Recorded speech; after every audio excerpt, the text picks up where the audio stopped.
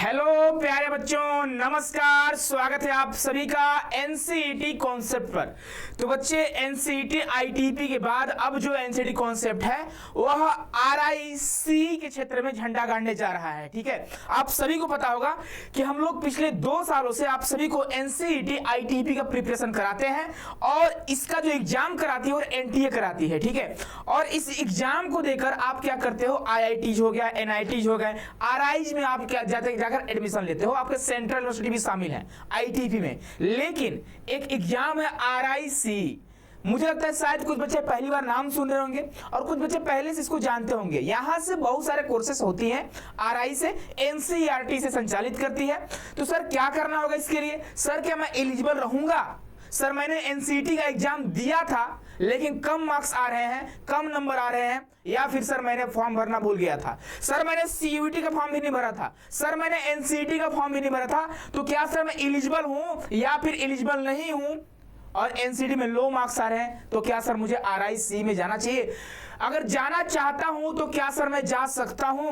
तो बच्चे, आप सभी को पूरी डिटेल में इस वीडियो में बताएंगे कि क्या आप एलिजिबल हो, क्या आपको जाना चाहिए। उससे पहले आप सभी को बता दें कि बच्चे, यह जो है एनसीईटी कॉन्सेप्ट ने NCET concept power bye NCET concept जो आपका आरआईसी एग्जाम है, ठीक है, इसके लिए टेलीग्राम चैनल हम लोगों ने बनाया हुआ है। ठीक है, आज ही बना हुआ है क्योंकि आप सभी का काफी डिमांड आ रहा था कि सर आप आरआईसी का भी प्रिपरेशन कराओ। तो बच्चे, यह जो है टेलीग्राम चैनल है, टेलीग्राम का जो लिंक है ना, अभी आप कमेंट बॉक्स में जाओगे, वहां पे आपको कमेंट बॉक्स में टेलीग्राम का लिंक मिल जाएगा। डिस्क्रिप्शन बॉक्स में आपको टेलीग्राम का लिंक मिल जाएगा।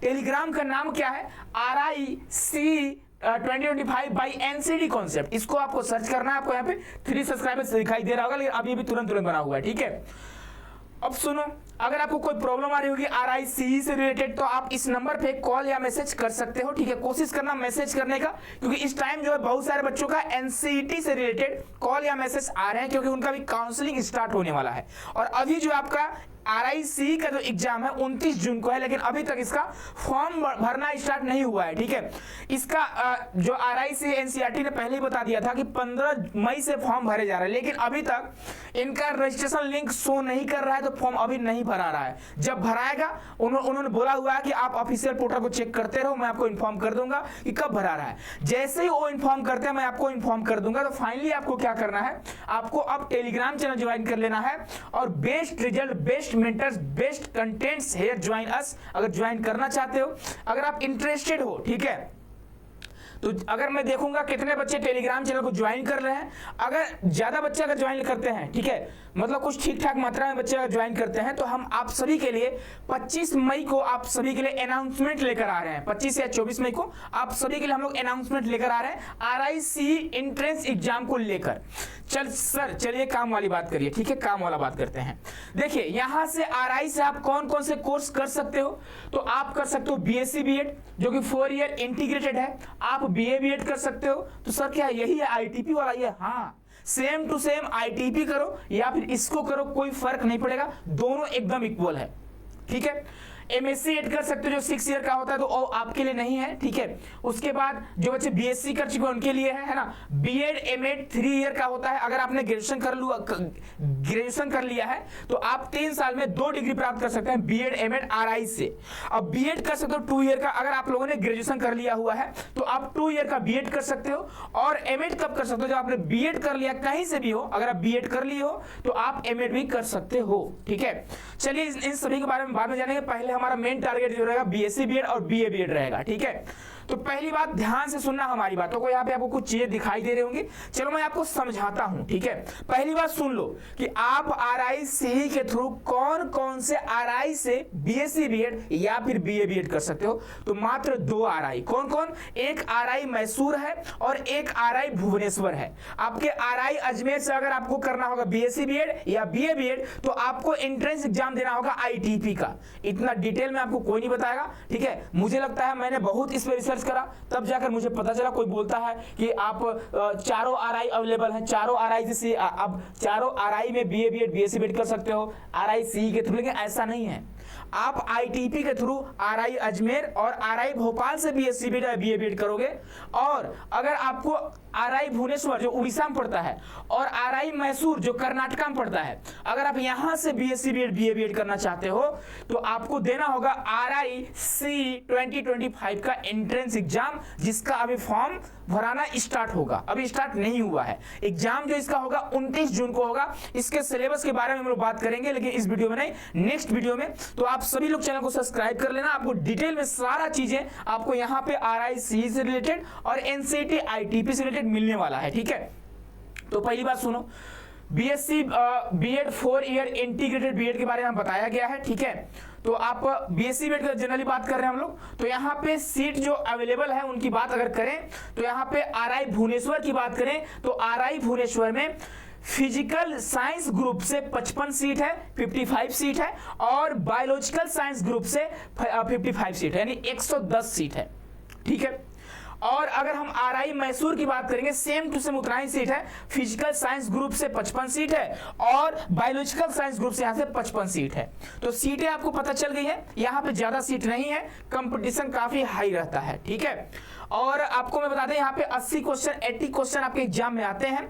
आपका 3 सब्जेक्ट होता है, 3 सब्जेक्ट का एग्जाम देना होता है, उसको डिटेल में जानेंगे। अभी आप बस थोड़ा जान लो, एक आपका लैंग्वेज इंग्लिश होता है, हिंदी नहीं होता है, सिर्फ इंग्लिश होता है, और टीचिंग एप्टीट्यूड होता है। लेकिन हाँ, ध्यान रखना, टीचिंग एप्टीट्यूड का जो सिलेबस होता है वह एनसीईटी आईटीपी से बिल्कुल अलग होता है, ठीक है।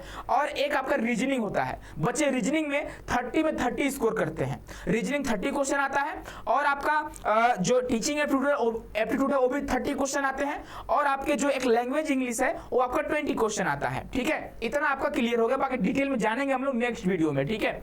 यहाँ पे देखो, अगर हम बात करते हैं एलिजिबिलिटी क्राइटेरिया, क्या आप एलिजिबल हो, तो सुनो, पहली बात, आप candidate seeking admission to physical science group must have passed with physics, chemistry and mathematics. अगर आप फिजिकल साइंस ग्रुप से करना चाहते हो तो आपका 12th में फिजिक्स, केमिस्ट्री और मैथमेटिक्स एंड पीसीएम आपका होना चाहिए, ठीक है। या फिर देखो, M mathematics, M stand for mathematics या स्टैटिक्स, अगर आपका मैथमेटिक्स जगह पर स्टैटिक्स भी होगा फिर भी आप एलिजिबल हो, ध्यान रखना, ठीक है। आगे, and those seeking admission to biological science group, तो आपका CBGED होना चाहिए, ठीक है, यानी केमिस्ट्री, बायोलॉजी और जूलॉजी होना चाहिए, must have passed physics, chemistry and biology, ठीक है। इतना आप समझ गए होंगे।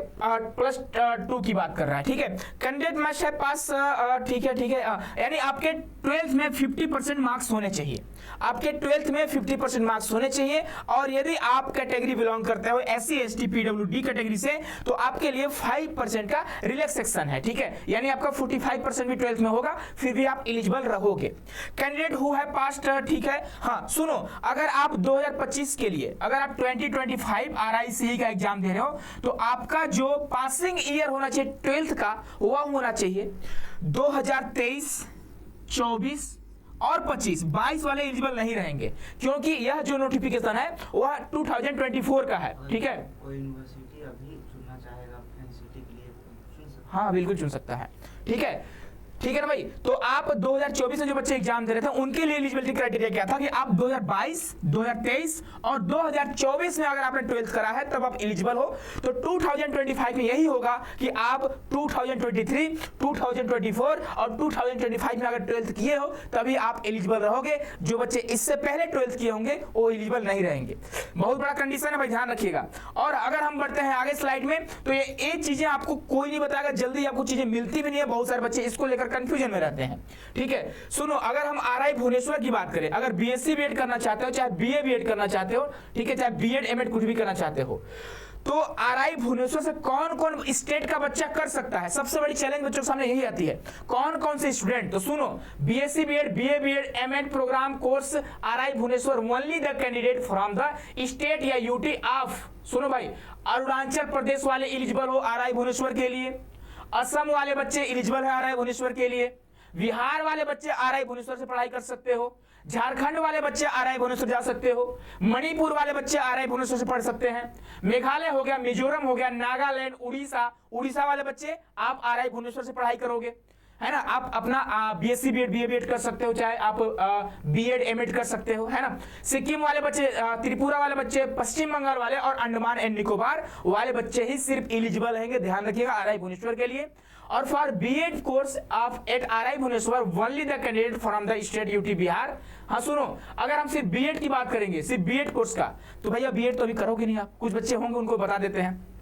अगर आप बीएड करना चाहते हो आरआई भुवनेश्वर से, तो only the candidate from the state UT Bihar, Jharkhand, Orissa, West Bengal and Andaman Nicobar, ध्यान रखिएगा, अगर बीएड करना चाहते होंगे तब। और यहां से बच्चे इसलिए करना चाहते हैं कि बच्चों का यहां पे 100% प्लेसमेंट का चांसेस रहता है, ठीक है। डायरेक्ट बच्चे टीचर बन जाते हैं। लास्ट वीडियो में आपको बताया था कि कितने स्टेट में, कितने कॉलेज में, कितने सीट जो है प्लेसमेंट के लिए आए हुए थे, तो वो सारा डाटा उन्होंने रिलीज करा हुआ था आरआई भुवनेश्वर ने, ठीक है। तो मैं बोलूंगा अगर आपके एनसीईटी आईटी में अच्छे मार्क्स नहीं आ रहे हैं, तो आप इस फॉर्म को जरूर भरना और आप आरआई भुवनेश्वर से पढ़ाई कर सकते हो, तो आप सभी के लिए गुड न्यूज है, इस बात का ध्यान रखना। अगला सुनो, अगर आरआई मैसूर की बात करूंगा, BSc BEd, PCM, CBG group, CBZ group है, बीए बीएड भी कर सकते हो, एमएससी एमएड, तो इससे आपको मतलब नहीं होना चाहिए। सुनो, तो अगर आप आरआई मैसूर से करना चाहते हो तो कौन कौन से बच्चे एलिजिबल हो, तो आंध्र प्रदेश वाले, साउथ वाले बच्चे, कर्नाटका वाले साउथ में है, केरला साउथ में है, Tamil Nadu, Telangana and the UT of Puducherry Lakshadweep. भैया आरआई मैसूर तो नॉर्थ वाले बच्चे जा ही नहीं सकते हैं। सर यूपी वाले कहाँ? भाई यूपी वाले जाओ आरआई अजमेर, आईटीपी का एग्जाम दो। सर एमपी वाले भोपाल चले जाओ ना, आरआई भोपाल। सर यूके वाले, उत्तराखंड वाले अजमेर चले जाओ, आरआई अजमेर। सर पश्चिम बंगाल वाले उड़ीसा। सर नॉर्थ में जम्मू कश्मीर वाले आरआई अजमेर चल जाओ। आईटीपी के थ्रू आप कोई भी स्टेट से बिलोंग कर रहे होंगे तो आप आईटीपी के थ्रू आरआई अजमेर और आरआई भोपाल जा सकते हो। लेकिन अगर आपको आरआई मैसूर और आरआई भुवनेश्वर जाना होगा तो आपको इन स्टेट से बिलोंग करना होगा, इस स्टेट का आपका डोमिसाइल होना होगा, तभी आप एलिजिबल रहोगे। और सबसे बड़ी बच्चों के सामने चैलेंज यही आती है, ठीक है। चलिए आगे बढ़ते हैं। यहाँ पे अगर हम बात करते हैं बीए बीएड का एलिजिबिलिटी क्राइटेरिया के बारे में, तो यहाँ पे आरआई मैसूर में सिर्फ 55 सीट है और आरआई भुवनेश्वर में भी सिर्फ 55 सीट है, ठीक है। और यहाँ पे सेम टू सेम वही है एलिजिबिलिटी क्राइटेरिया कि अगर आपके 12th में 50% मार्क्स हैं तभी आप एलिजिबल रहोगे, और यदि आप एससी एसटी कैटेगरी से बिलोंग करते हैं तो 5% का आपको रिलैक्सेशन मिल जाता है। और आपका जो 12th है वह बच्चे 2023, 24 और 2025 में आपका 12th पास होना चाहिए, यानी 10+2। अगर आप लोगों ने 2023 में करा हुआ है, 2024 में करा हुआ है, 2025 में करा हुआ है, तभी आप एलिजिबल हो, अन्यथा एलिजिबल नहीं हो, इस बात का ध्यान रखना, ठीक है। चलिए भाई आगे बढ़ते हैं। आगे बढ़ेंगे तो यहाँ पे आपको फिर से वही चीजें दिखाई देंगी कि अगर आप आरआई भुवनेश्वर से बीए बीएड करना चाहते हो तो बिहार, असम हो गया, अरुणाचल प्रदेश हो गया, बिहार हो गया, झारखंड हो गया, मणिपुर, मेघालय, मिजोरम, नागालैंड, उड़ीसा, सिक्किम, त्रिपुरा, वेस्ट बंगाल एंड अंडमान निकोबार। और उसी के बाद आगे बात करेंगे आरआई मैसूर का। सेम वही है कि आप अगर बिलोंग करते हैं आंध्र प्रदेश, कर्नाटका, केरला, तमिलनाडु, तेलंगाना, यूटी में पुडुचेरी एंड लक्षद्वीप से बिलोंग करते हो तो आप आरआई मैसूर से अपना आरआईसीई का कोर्स कर सकते हो, बीएससी बीएड कर सकते हो, बीए बीएड कर सकते हो, एमएड कर सकते हो, बीएड कर सकते हो, ठीक है। तो बच्चे यह सभी आपके लिए जानकारियां थी, ठीक है। और सुनो, एक और कॉलेज है बाबू, एक और कॉलेज कौन सा है? SIASTE, ठीक है। एक और कॉलेज आपको दिखाई दे रहा होगा जो कि बच्चे आपका हरियाणा में पढ़ता है, SIASTE झज्जर, है ना, Prarambh school for teacher education Jhajjar, Haryana. BSc BEd आपको प्रोवाइड करता है, physical and biological group of BA BEd भी देता है। और यहाँ पे जो बच्चे एलिजिबल है BSc BEd and BA BEd candidates from all student and UT can apply, यानी सभी स्टेट वाले बच्चे यहाँ पे अप्लाई कर सकते हैं। लेकिन सर ए क्या है, तो पहली बार सुन रहा हूँ। जी हाँ, मैं ही पहली बार सुन रहा हूँ, इस पर रिसर्च करूंगा, फिर मैं आपको अपडेट दूंगा। तो आप बने रहिए एनसीटी कॉन्सेप्ट के साथ। और एक क्या है, मुझे जानना है, मैं बहुत मतलब जिज्ञासु प्रवृत्ति का हूं, है ना, कि मैं जानना चाहता हूं भाई है क्या, है ना, यहाँ क्या पढ़ाई होता है। अभी तक इसके बारे में कोई ऑफिशियल कंफर्मेशन नहीं आई है, मैं इसका रिसर्च करूंगा फिर आपको वीडियो दूंगा, ठीक है। तो वीडियो कैसा लगा आप कमेंट बॉक्स में कमेंट कर जरूर बताना। और कौन कौन बच्चे आरआईसी के लिए प्रिपरेशन करना चाहते हैं कमेंट बॉक्स में कमेंट कर देना। और सुनो, कमेंट बॉक्स में टेलीग्राम चैनल का लिंक दिया रहेगा, मैं अभी लिंक दे दूंगा आपको, आप जाकर ज्वाइन कर लेना। और डिस्क्रिप्शन बॉक्स में भी आपको शायद मिल जाएगा, ठीक है, तो आप वहां से भी ज्वाइन कर सकते हो। बाकी अगर आपकी कोई क्वेरी होगी तो आप कमेंट बॉक्स में अपना कमेंट कर देना, मैं कोशिश करूंगा कि आपका कमेंट देखूं और उसमें बात करूं, ठीक है। और सुनो, जो अनाउंसमेंट को लेकर बात करते हैं तो 24 या 25 मई को आप सभी के लिए RICE को लेकर हम लोग अनाउंसमेंट लेकर आ रहे हैं और 1 महीने में आपकी कंप्लीट प्रिपरेशन कराई जाएगी और आपके RI जो आपका ड्रीम RI है वहां पे आपको पहुंचाया जाएगा। मिलते हैं नेक्स्ट वीडियो में। खुश रहिए, मस्त रहिए, स्वस्थ रहिए। बहुत बहुत धन्यवाद आप सभी का।